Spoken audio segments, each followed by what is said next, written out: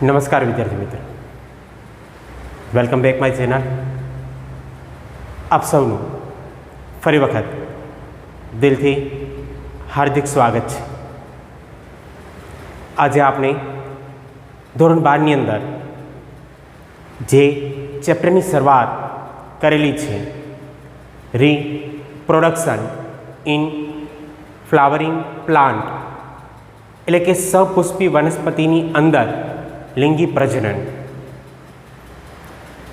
જેમાં આપણે અંતિમ ચરણમાં જઈ રહ્યા છીએ. આજનો ટોપિક એ ચેપ્ટરનો છેલ્લો ટોપિક છે અને ટોપિકની શરૂઆત એ કરતાં પહેલાં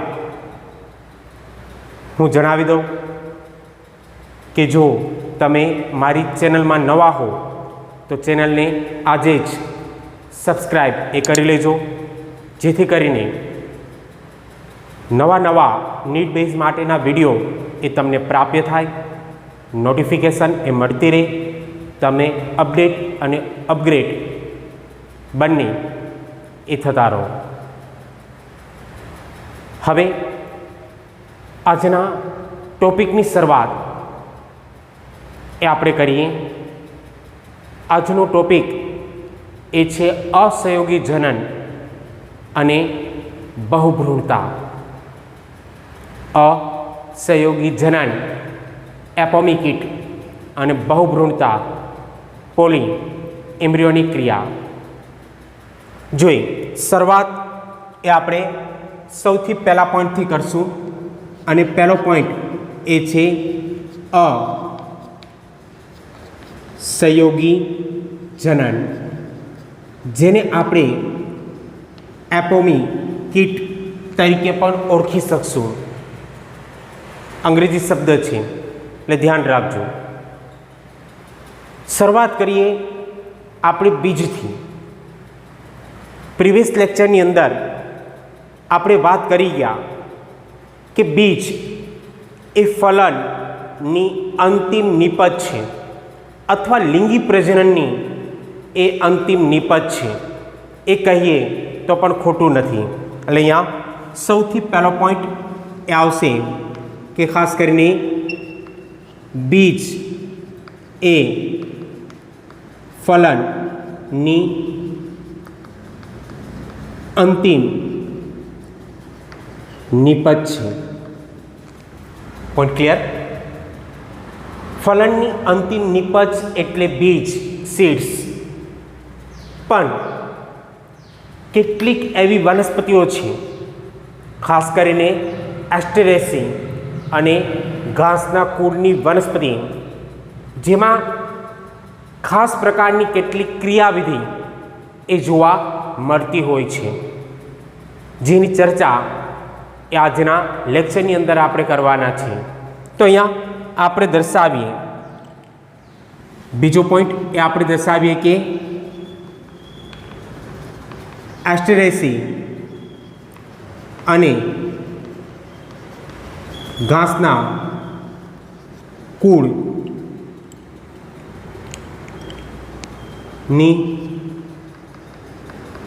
કેટલીક વનસ્પતિમાં ખાસ પ્રકારની ક્રિયાવિધિ એ જોવા મળે છે. ખાસ પ્રકારની ક્રિયાવિધિ એ જોવા મળે છે. આ બે કુળની જે વનસ્પતિઓ છે, એક એસ્ટેરેસી અને બીજી જે ઘાસનો સમાવેશ થાય છે, એ કુળની જે વનસ્પતિ છે એની અંદર કેટલીક ક્રિયાવિધિ ખાસ પ્રકારની એ જોવા મળતી હોય છે. અને ક્રિયાવિધિ કઈ છે? તો એ ક્રિયાવિધિ છે કે આવા કુળની જે વનસ્પતિ છે એમાં ફલન વગર બીજનું નિર્માણ એ થતું હોય છે. વિદ્યાર્થી મિત્રો ધ્યાન રાખજો કે ખાસ કરીને આ એસ્ટેરેસી અને આ ઘાસના કુળની જે વનસ્પતિઓ છે એ વનસ્પતિમાં ખાસ કરીને ફલન વગર બીજનું નિર્માણ એ થતું જોવા મળતું હોય છે. એટલે અહીંયા આપણે પોઈન્ટ એ દર્શાવીએ કે ફલન વગર બીજ નિર્માણની ક્રિયા એમાં જોવા મળે છે કે ફલન થતું નથી અને છતાં પણ બીજનું નિર્માણ એ થતું જોવા મળતું હોય છે. વિદ્યાર્થી મિત્રો, આ ઘટનાને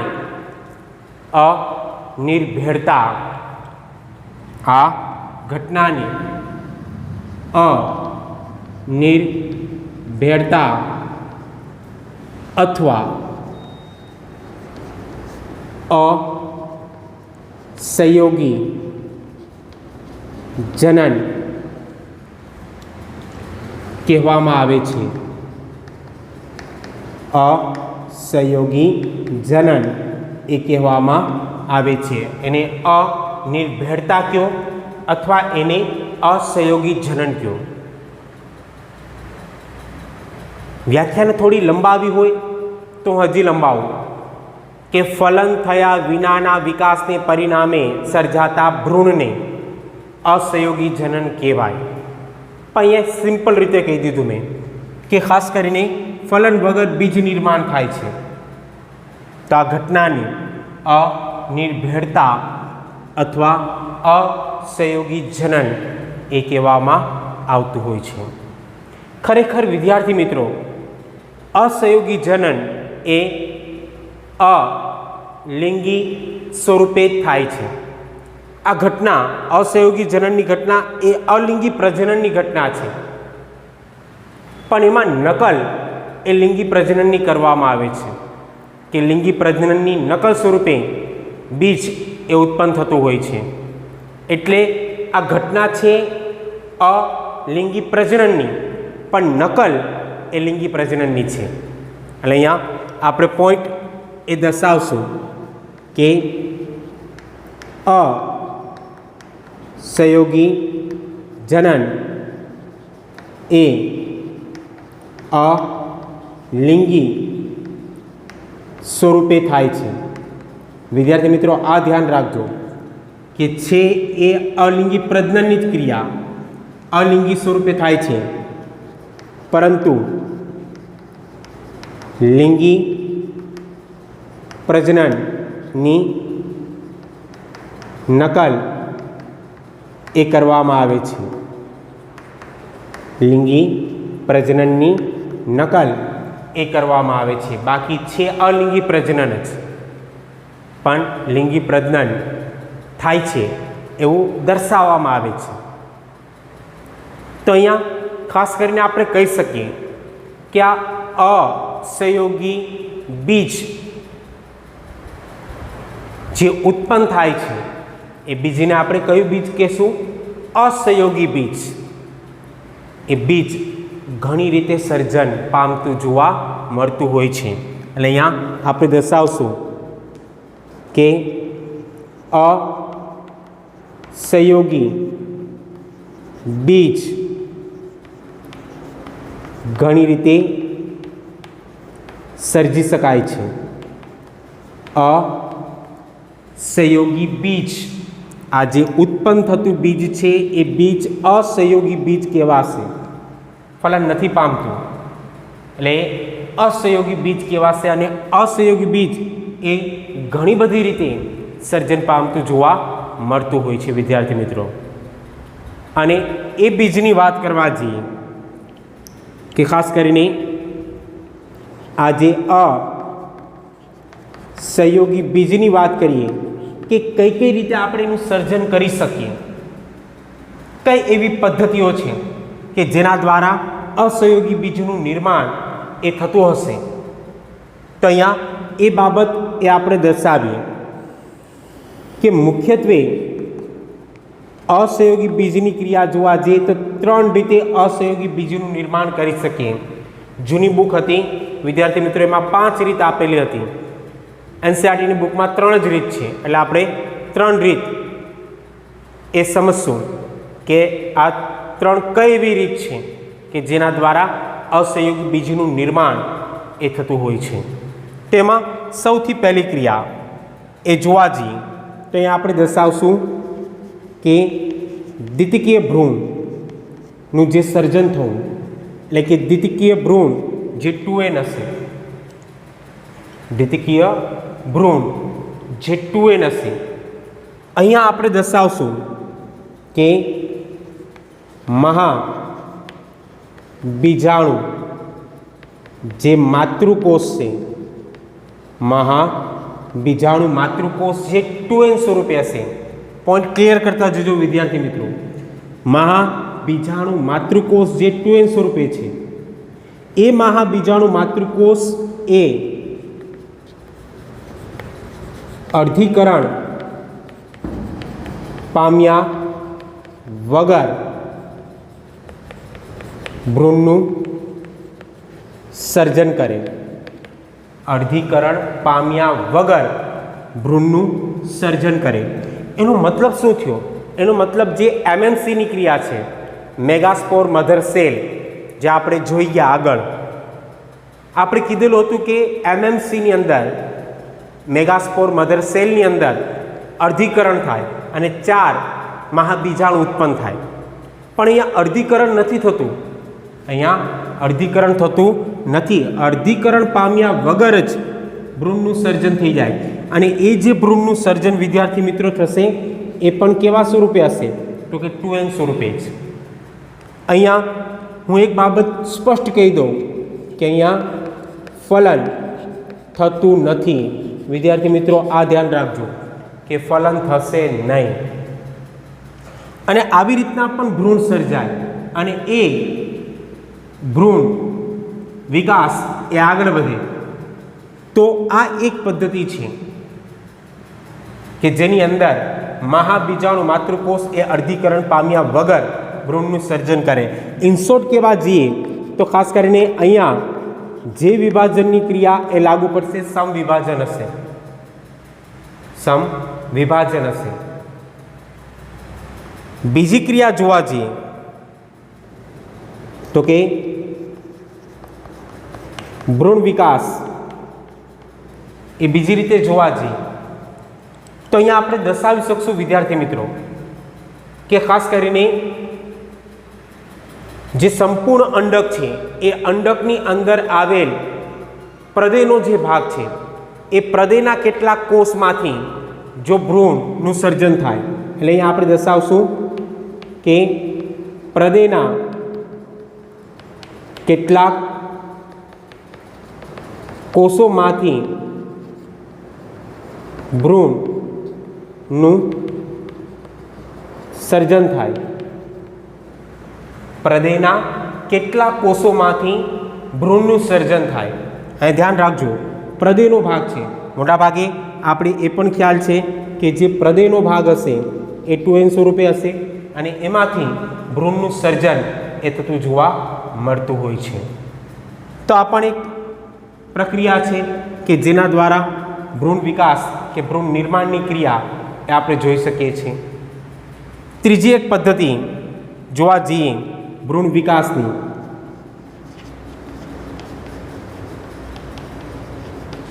તો અહીંયા આપણે દર્શાવી શકશું કે જે ભ્રૂણપૂટનો વિસ્તાર છે વિદ્યાર્થી મિત્રો, ભ્રૂણપૂટનો, એ ભ્રૂણપૂટના બહારના ભાગે આવેલા કેટલાક કોષોમાંથી ભ્રૂણનું સર્જન થાય. એટલે અહીંયા દર્શાવું છું કે ભ્રૂણપૂટના કેટલાક બહારના ભાગે આવેલા કોષોમાંથી ભ્રૂણનું સર્જન થાય. અને બહાર આવેલા કેટલા કોષો કયા? તો ખાસ કરીને હું અહીંયા એ બાબત દર્શાવીશ કે બહાર આવેલા જે કોષો છે એ કોષો મોટા ભાગે અંડક આવરણોના હશે. જો ત્રણેયમાં અલગ અલગ છે. અહીંયા મહાબીજાણુ માતૃકોષમાંથી ભ્રૂણ સર્જાય છે, અહીંયા પ્રદેના કોષોમાંથી ભ્રૂણ સર્જાય છે અને અહીંયા અંડક આવરણોના કોષોમાંથી ભ્રૂણ સર્જાય છે. આ અલગ અલગ રીત છે. જે આપણે કીધું કે ઘણી બધી રીતે અસહયોગી બીજ એ સર્જાતું જોવા મળતું હોય છે. તો એની કેટલીક પદ્ધતિ એ આપણે દર્શાવી કે જેના દ્વારા આપણે કહી શકીએ કે હા, અસહયોગી બીજનું સર્જન થાય છે. કેટલીક વખત અસહયોગી બીજ એ મહાબીજાણુ માતૃકોષમાંથી, કેટલીક વખત પ્રદેયના કેટલાક કોષોમાંથી, તો કેટલીક વખત એ ભ્રૂણપૂટના બહારના કેટલાક કોષોમાંથી એટલે કે અંડક આવરણોમાંથી એ અસહયોગી બીજ એ સર્જાતું જોવા મળતું હોય છે. વિદ્યાર્થી મિત્રો, આ ધ્યાન રાખજો. આ પોઈન્ટ એ ખાસ કરીને નીટ બેઝ માટે સૌથી અગત્યનો છે કે નીટ બેઝમાંથી આમાંથી ક્વેશ્ચનો એ પૂછાતા હોય છે, એટલે ધ્યાન રાખજો. જોઈએ આગળ વધીએ ત્યાર પછીનો પોઈન્ટ એ આપણે જોઈએ, અને પોઈન્ટ છે બહુભ્રૂણતા. ત્યાર પછીનો પોઈન્ટ આપણો છે બહુભ્રૂણતા, પોલીએમ્બ્રિયોની ક્રિયા, બહુભ્રૂણતાની ક્રિયા. વિદ્યાર્થી મિત્રો, ખાસ કરીને બહુભ્રૂણતા ક્યાં જોવા મળે? સૌથી પહેલી બાબત તો એ છે, હું પહેલાં લખાણની ક્રિયા કમ્પ્લીટ કરું અને ત્યારબાદ સમજાવું કે ભ્રૂણપૂટના કેટલાક બહારના પ્રદેયના કોષો, ભ્રૂણપૂટના કેટલાક બહારના, અને બહારના કયા? તો કે પ્રદેયના કોષો એ ઉપસી આવે છે અને તેમાંથી ભ્રૂણ એ સર્જાય છે. તેમાંથી ભ્રૂણ એ સર્જાતું જોવા મળતું હોય છે. વિદ્યાર્થી મિત્રો, હું ખાલી એ બાબત ક્લિયર કરાવી દઉં અહીંયા, જેથી કરીને તમે એ પોઈન્ટને સરળતાથી સમજી શકો. એ ખાલી નાની અમથી ફિગર એ હું અહીંયા દર્શાવું છું કે જેથી કરીને તમે આ પોઈન્ટને ક્લિયર કરી શકો. હવે અહીંયા જે આવેલો ભાગ છે, અહીંયા જોવા મળતો જે આ ભાગ છે એ ભ્રૂણપૂટનો છે, અને એની બહારની તરફ આવેલ આ જે કોષો છે એ કોષો એ પ્રદેયના છે. પ્રદેયના આ ભાગ એ ભ્રૂણપૂટનો છે અને આ કોષો એ પ્રદેયના છે. હવે જે પ્રદેયના કેટલાક કોષો છે એ ખાસ કરીને અંદરના ભાગે ઉપસી આવે છે, એટલે કે અંદર દાખલ થઈ જાય છે. કેની અંદર? ભ્રૂણપૂટની અંદર. પ્રદેયના કેટલાક કોષો એ ઉપસી આવી અને ભ્રૂણપૂટની અંદર દાખલ થાય છે, અને દાખલ થઈ આ દરેક કોષ એ ખાસ કરીને ભ્રૂણનું સર્જન કરી શકે છે. સર્જન કરવાની એનામાં ક્ષમતા રહેલી છે. વિદ્યાર્થી મિત્રો, આપણે એટલું તો જાણીએ જ છીએ કે ભ્રૂણનું નિર્માણ જે થાય એ ખાસ કરીને આપણે ખ્યાલ છે કે અંડકોષ અને નરજન્યુ દ્વારા થાય. એક ફલન તો થયું, એના દ્વારા ભ્રૂણ સર્જાય. પણ પ્રદેયના પણ કેટલાક કોષો એવા છે કે જે અંદર દાખલ થાય ભ્રૂણપૂટમાં અને ભ્રૂણનું સર્જન એ કરી શકે છે. તો અહીંયા શું થશે વિદ્યાર્થી મિત્રો કે અંડક એ એક કરતાં વધારે ભ્રૂણ એ ધરાવે છે. અહીંયા મહત્વની બાબત એ થશે કે અંડક એક કરતાં વધારે ભ્રૂણ એ ધરાવે છે. એટલે એક જ અંડકની અંદર આવેલો ભ્રૂણપૂટનો ભાગ એ એક કરતાં વધારે ભ્રૂણ એ ધરાવશે. પણ ક્લિયર? અને એવી જ રીતના બીજો પોઈન્ટ દર્શાવીએ કે એક બીજ એ એક કરતાં વધુ ભ્રૂણ એ દર્શાવે છે અથવા ધરાવે છે. એક બીજની અંદર એક કરતાં વધારે ભ્રૂણ એ આવેલ હશે. બીજમાં જ ભ્રૂણ હોય આપણે જાણીએ છીએ. એક અંડક એક કરતાં વધારે ભ્રૂણ ધરાવે અથવા એક બીજ એક કરતાં વધારે ભ્રૂણ ધરાવે. જ્યારે એક કરતાં વધારે ભ્રૂણ સર્જાય ત્યારે આ ઘટનાને બહુભ્રૂણતા કહેવાય. તમારો પોઈન્ટ ક્લિયર હોવો જોઈએ કે આ ઘટનાને પોલી એમ્બ્રિયોની ક્રિયા તરીકે આપણે ઓળખી શકીએ. બહુભ્રૂણતા તરીકે એને ઓળખવામાં આવશે. અને અહીંયા આપણે દર્શાવી શકશું ફોર એક્ઝામ્પલ કે ખાસ કરીને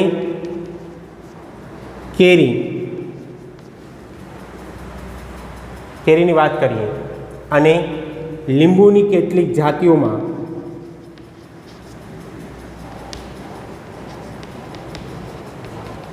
બહુભ્રૂણતા એ સામાન્ય છે, જે જોવા મળે છે. બહુભ્રૂણતા જે જોવા મળતી હોય છે, જે સર્વસામાન્ય છે. તો આપણે એક્ઝામ્પલ સાથે બહુભ્રૂણતાની ક્રિયા એ જોઈ ગયા વિદ્યાર્થી મિત્રો. પણ એકદમ સહેલો છે, સરળતાથી તમને સમજાઈ જશે. પણ વધારે ભ્રૂણ કેમ સર્જાય? તો કે પ્રદેના કોષો ભ્રૂણકૂટમાં દાખલ થાય ત્યારે બહુભ્રૂણતા સર્જાય. આ સિમ્પલ અને સોબર બાબત છે કે જે આપણે સમજી શકીએ. Point clear? હવે ત્યાંથી આગળ વધીએ અને ત્યાર પછીનો પોઈન્ટ જોઈએ. અસહયોગી જનનનું મહત્વ. અસહયોગી જનનનું મહત્વ. વિદ્યાર્થી મિત્રો, આ જે એપોમિક કીટ ક્રિયા છે એનું મહત્વ શું છે? તો મહત્વ જોવા જઈએ કે ખોરાક અને શાકભાજીની કેટલીક સંકર જાત એ વિશિષ્ટ રીતે ઉગાડવામાં આવે છે. જો પોઈન્ટને સમજજો. ખોરાક અને શાકભાજીની કેટલીક સંકર જાતો એ વિશિષ્ટ રીતે ઉગાડવામાં આવે છે. આપણે બધા જાણીએ છીએ કે જે ખોરાક માટે ઉપયોગી વનસ્પતિઓ છે ખાદ્ય પદાર્થ તરીકે, અને જે શાકભાજી તરીકે ઉપયોગી વનસ્પતિઓ છે એમાં સંકર જાતનું નિર્માણ કરીને, હાઇબ્રિડ એટલે કે સંકર જાતનું નિર્માણ કરી અને એમાં જે પોષક તત્વો છે, જે ગુણવત્તા છે એ વધારવામાં આવતી હોય છે. અને વધારવા માટે ગુણવત્તા કયો, પોષક તત્વની બાબત કયો, આ તમામ વસ્તુ મેળવવા માટે ખાસ કરીને સંકર જાત એ મેળવવામાં આવતી હોય છે. એટલે આપણે પહેલો પોઈન્ટ કીધો કે ખોરાક અને શાકભાજીની, આ પોઈન્ટ ખાસ ધ્યાન રાખજો કે ખોરાક અને શાકભાજીની કેટલીક સંકર જાતો એ વિશિષ્ટ રીતે ઉગાડવામાં આવતી હોય છે. આપણો પોઈન્ટ હજી ચાલુ નથી થયો. આપણે તો પહેલાં દર્શાવ્યું કે આવી રીતના સંકર જાતોનું નિર્માણ એ કરવામાં આવતું હોય છે. સંકર જાતથી ઉત્પાદકતા એ ઊંચી જાય છે. સંકર જાતથી ઉત્પાદકતા એ ઊંચી જાય છે. જ્યારે તમે સંકર જાતનું નિર્માણ કરો છો, જેને લઈને એની ઉત્પાદકતા, પ્રોડક્ટિવિટી, ઉત્પાદન જે કહો તે એમાં વધારો થાય છે અને સ્વાભાવિક છે કે એની ઉત્પાદકતા વધે છે. હું એક એક્ઝામ્પલ આપી દઉં એટલે આખો પોઈન્ટ તમારો ક્લિયર થઈ જાય. હું એક્ઝામ્પલ આપવા માગીશ શિમલા મરચાંનું, કેપ્સિકમ મરચાં, જે મરચાં અને પપૈયાનું મિશ્રણ છે વિદ્યાર્થી મિત્રો.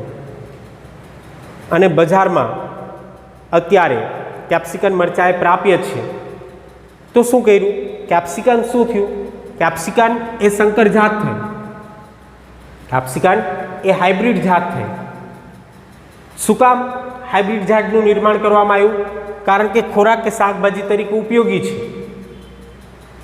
અને બીજી દ્રષ્ટિએ જોવા જઈએ તો અહીંયા આપણે કહી શકીએ કે ખાસ કરીને એનું ઉત્પાદન એ વધારે છે, એની ઉત્પાદકતા એ વધારે છે, જેથી કરીને આપણે સંકર જાતનું નિર્માણ એ કરીએ છીએ.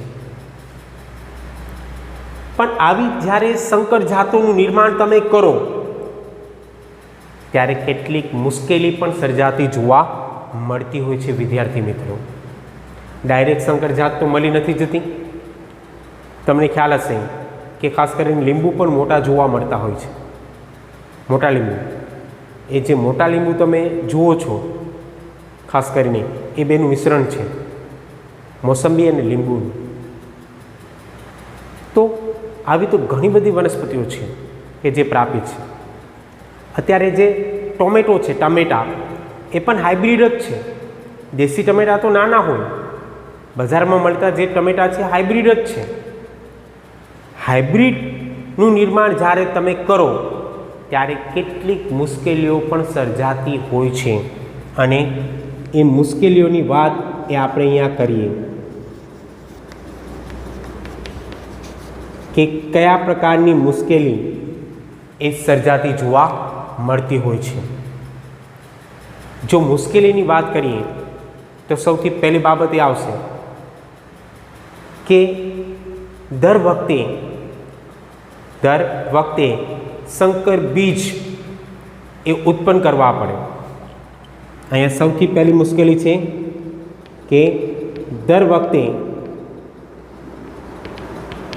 સંકર બીજ એ ઉત્પન્ન કરવા પડે. આ સૌથી પહેલી મુશ્કેલી છે કે દર વર્ષે તમારે આ જ કાર્ય કરવું પડે, રિપીટ, કે સંકર બીજનું નિર્માણ કરવું પડે, સંકર બીજ એ ઉત્પન્ન કરવા પડે દર વર્ષે. અને આવી રીતના જે સંકર બીજ ઉત્પન્ન થયેલા છે એને ઉગાડવામાં આવે. અહીંયા હું પોઈન્ટ અહીંયા દર્શાવું છું, બીજો પોઈન્ટ કે આવી સંકર જાતમાંથી મેળવવામાં આવેલ સંકર બીજને ઉગાડવામાં આવે તો સંકર બીજ એ ઉગાડવામાં આવે તો લક્ષણોનું વિશ્લેષણ થઈ શકે છે.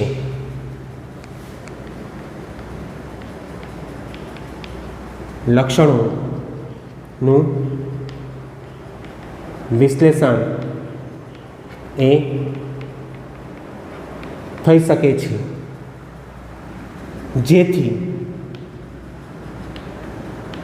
સંકર લક્ષણો એ જળવાતા નથી. વિદ્યાર્થી મિત્રો, આ પોઈન્ટ સૌથી અગત્યનો છે. માનો કે તમે સંકર જાત ઉત્પન્ન કરી અને એ બીજને તમે ઉગાડો છો. હું ઉદાહરણ અહીંયા જ રાખીશ કેપ્સિકમ મરચાંનું, કે જે કેપ્સિકમ મરચાં છે, બરાબર, એ કેપ્સિકમ મરચાંનું નિર્માણ કર્યું તમે. હવે એના જે બીજ છે એ સંકર બીજ થયા. એ બીજને જમીનમાં વાવો, ઉગાડો, બરાબર, તો એના દ્વારા ફરી વખત જે કેપ્સિકમનું નિર્માણ થશે, શું એમાં પિતૃના જ લક્ષણો સંતતિમાં હશે? પિતૃના જ લક્ષણો એ સંતતિમાં હશે નહીં. અહીંયા કીધું છે કે સંતતિમાં વિશ્લેષણ થઈ શકે છે, લક્ષણોનું વિશ્લેષણ થાય. આ લક્ષણોનું વિશ્લેષણ એ કેમાં થાય? તો કે લક્ષણોનું વિશ્લેષણ સંતતિમાં થાય. વિશ્લેષણ એટલે ગુમાવવું, લક્ષણો ગુમાવી દે. માતા પિતાની અંદર જે લક્ષણો હતા એ ફરી વખત સંતતિમાં જ ઉતરી આવે એવું જરૂરી નથી. એટલે વિશ્લેષણ એ થઈ શકે, લક્ષણો ગુમાવાય, જેથી લક્ષણો જે આપણે જોઈએ છે એ દરેક વખતે જળવાતા નથી. ખ્યાલ આવશે વિદ્યાર્થી મિત્રો? અને આ જે સંતતિ છે એમાં જે આપણે જરૂરિયાતના લક્ષણો છે સિવાયના બીજા અનૈચ્છિક લક્ષણોનો પણ ભરાવો થઈ શકે. એટલે અહીંયા આપણે કહી શકીએ કે જે સંકર બીજ છે, સંકર બીજ ખ્યાલ આવે ને, એમાં ઉત્પાદન એ મોંઘું છે. સંકર બીજમાં એક તો ઉત્પાદન એ કેવું છે? મોંઘું. કે બે જાતિને ભેગી કરવી અને નવી જાતિનું નિર્માણ કરવું, આ દરેક વખતે આ પ્રક્રિયા દર્શાવી એ મોંઘી પડે. અને ખેડૂત માટે તો બીજની કિંમત જ વધુ થાય. એટલે અહીંયા બીજું પણ દર્શાવું કે ખેડૂત માટે બીજની કિંમત એ વધુ થઈ જાય, જેથી કરીને ખેડૂત આ ક્રિયા ન દર્શાવી શકે. તો હવે શું કરવું કે જેથી કરીને આપણે આ ક્રિયા દર્શાવી શકીએ? ખ્યાલ આવે ને?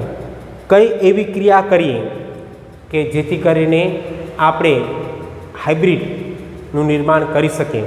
તો કે આવા હાઇબ્રિડને જો અસહયોગીમાં રૂપાંતરિત કરવામાં આવે, આવા હાઇબ્રિડને જો અસહયોગીમાં રૂપાંતરિત કરવામાં આવે તો સંતતિમાં જે વિશ્લેષણ થાય છે એ અસહયોગીમાં વિશ્લેષણ થશે નહીં.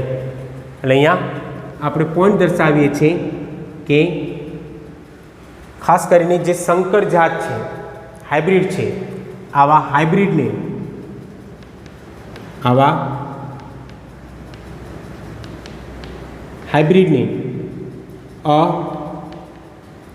અસહયોગીમાં રૂપાંતરિત કરવામાં આવે તો તેના દ્વારા ઉત્પન્ન થતી સંતતિમાં લક્ષણો વિશ્લેષણ એ થતું નથી. આ મહત્વ થયું, આ મહત્વ થયું અસહયોગી જનન. કે આવી રીતના દરેક વખતે પ્રોસેસ કર્યા કરવી, દરેક વખતે સંકર બીજનું નિર્માણ કર્યા કરવું, કે ખાસ કરીને એ દરેક વખતેની પ્રોસેસ જો દર્શાવીએ તો એક તો ઉત્પાદન મોંઘું પડે, કિંમત વધી જાય. એના કરતાં એક સિમ્પલ પ્રોસેસ કરીએ તો કે આ જે સંકર જાત ઉત્પન્ન થયેલી છે, હાઇબ્રિડ સંકર જાત, એને જ આપણે અસહયોગીમાં રૂપાંતરિત કરી દઈએ તો અસહયોગીમાં રૂપાંતરિત થઈ જાય એટલે દરેક વખતે અલિંગી પ્રજનનની જ ક્રિયા લાગુ પડે પછી. એટલે જેવા છે એવા જ લક્ષણ એ સંતતિમાં જોવા મળે. એટલે પણ તમારો ક્લિયર હશે કે અલિંગી પ્રજનનમાં પિતૃના આબેહૂબ લક્ષણો જોવા મળે સંતતિમાં. એટલે સંતતિ એ પિતૃઓની આબેહૂબ પ્રતિકૃતિ હોય. આપણે કે ઝેરોક્સકોપી, તે પણ ખોટું નથી. તો કહેવાનો મતલબ કે અહીંયા જો એને રૂપાંતરિત કરી દેવામાં આવે તો લક્ષણોનું વિશ્લેષણ એ થતું નથી, જેથી કરીને દર વર્ષે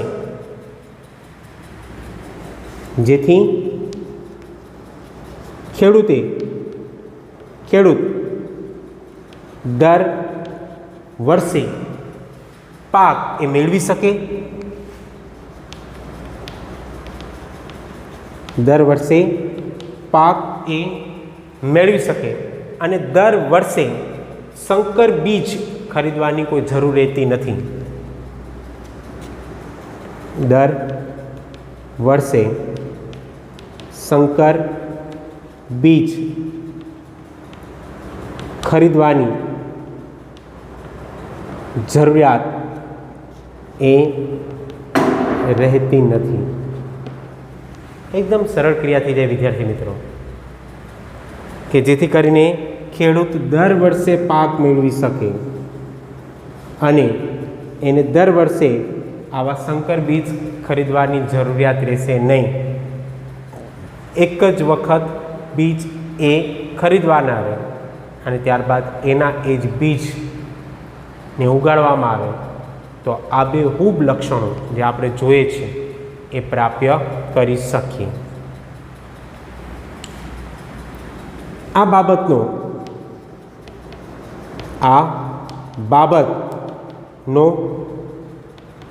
ખ્યાલ મેળવી કેટલાક વૈજ્ઞાનિકો પ્રયોગશાળામાં પ્રયોગ કરી રહ્યા છે. પ્રયોગશાળાની અંદર પ્રયોગ કરી રહ્યા છે. વિશ્વના ઘણા બધા એવા વૈજ્ઞાનિકો છે કે જેને આ બાબતનો ખ્યાલ આવ્યા બાદ હવે મોટાભાગની જે વનસ્પતિઓ છે એની ઉપર આ અસહયોગી એપોમિક કીટની ક્રિયા છે એ દર્શાવવામાં આવતી હોય છે. સૌથી વધારે બે બાબત ઉપર ભાર મૂકે છે. એક તો જનીની ક્રિયા અને બીજું સંકર જાતના વહનની ક્રિયા.